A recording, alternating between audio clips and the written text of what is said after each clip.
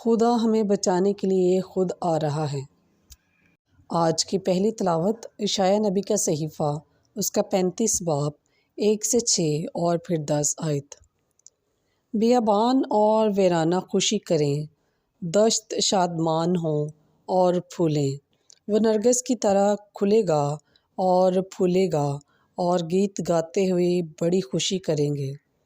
لبنان کی شوکت اور کرمل اور شارون کی خوبی اسے دی جائے گی، تو وہ خداوند کا جلال اور ہمارے خدا کی حشمت دیکھیں گی۔ ڈھیلے ہاتھوں کو زور دو، ناتوان گھٹنوں کو مضبوط کرو، خوف زدہ دلوں سے کہو، زوراور بنو اور مت ڈرو۔ دیکھ تمہارا خدا منتقم ہو کر آتا ہے، خدا اجر دینے والا ہے۔ وہ آئے گا اور تمہیں نجات دے گا۔ تب اندھوں کی آنکھیں بینا کی جائیں گی اور بہروں کے کان کھولے جائیں گے۔